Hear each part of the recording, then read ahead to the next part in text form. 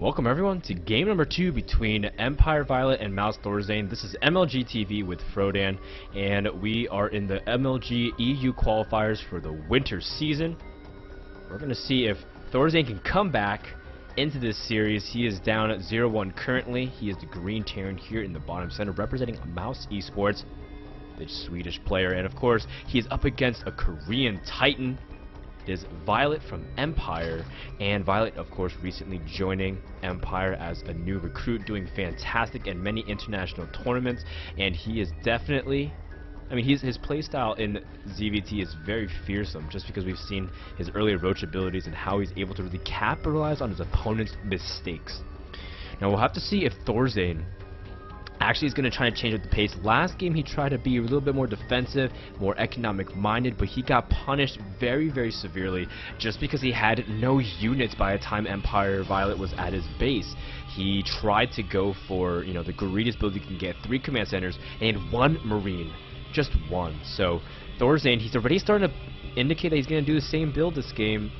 He's putting his barracks close to his command center, so that's the same way he opened in game number 1. We'll have to see if he's actually choosing to do that, as his gas timing is very soon, and looks like he's might skip it actually. Yeah, if he skips it, he's gonna go for a gasless fast expand. Now that's actually kind of cool, because this is an MLG Antiga Shipyards, where you are forced to spawn directly diagonal of your opponent, so both players essentially know that this is a 2-player map because you only can spawn in one position. Violet's gonna go ahead and scout those directions immediately, and he's gonna see that Thorzain is pretty much opening up very standard. Oh, he actually does get a very delayed gas. You can see Thorzain actually has a lot of minerals left over, and this is actually similar to his build in game number 1, just a little bit later gas, so you can get a good number of minerals.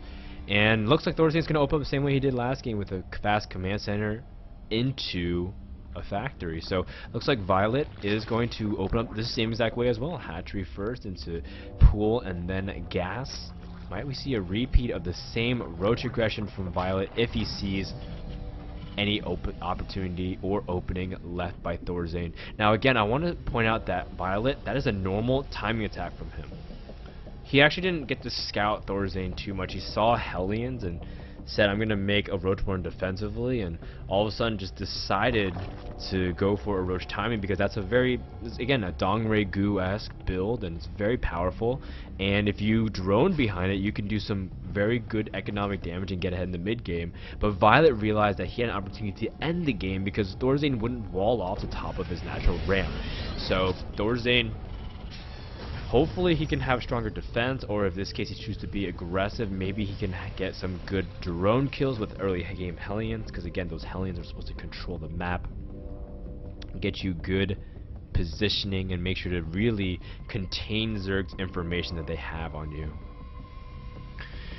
We do see that Violet is finally starting speed. Again, oh my goodness, this is actually the same build from both players. Thorzain really intent on getting this fast 3rd command center, and Violet, he's actually stopped mining gas after speed, and he should start resuming speed as soon as he sees any kind of indication of what his opponent's doing. He should be able to start harvesting some gas, and he might choose to punish his opponent again. Thorzain, will he be able to capitalize on his greed, or will he be able to capitalize on his greed right now and stay defensive and protect his expansions? Because 3 command centers, or 3 orbital commands rather, that mule production is absolutely silly, as you're going to be able to pump out units very, very quickly, and you have a strong source of mineral income.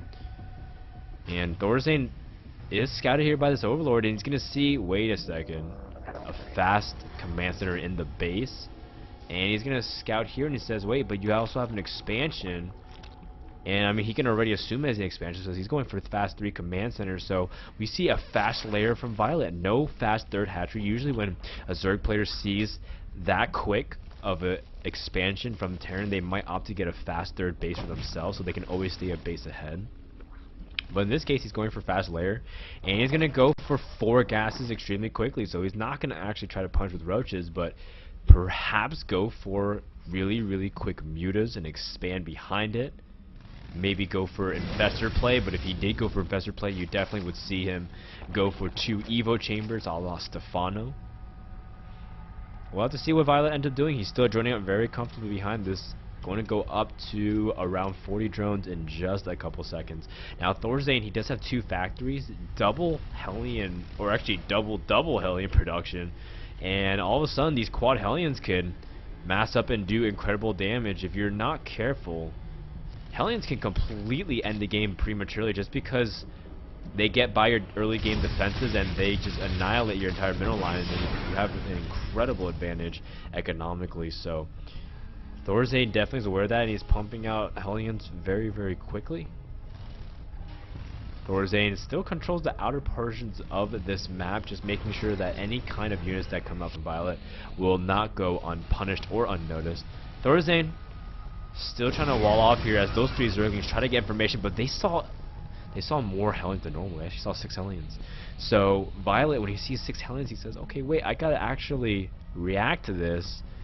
And when I say he's got to react to this, he's got to have queens ready to block the ramp.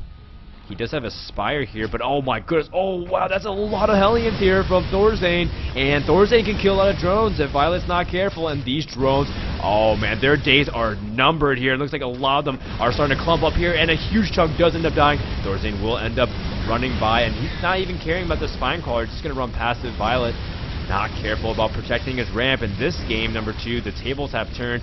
Now looks like Thorzain has seen something really important. He's seen a spire, and he knows that as soon as he's not going to be able to get up this ramp here, the mutas are going to be able to kill up everything. Looks like Violet, his queens are not going to be able to protect the ramp, as a lot of his queens are actually dying here.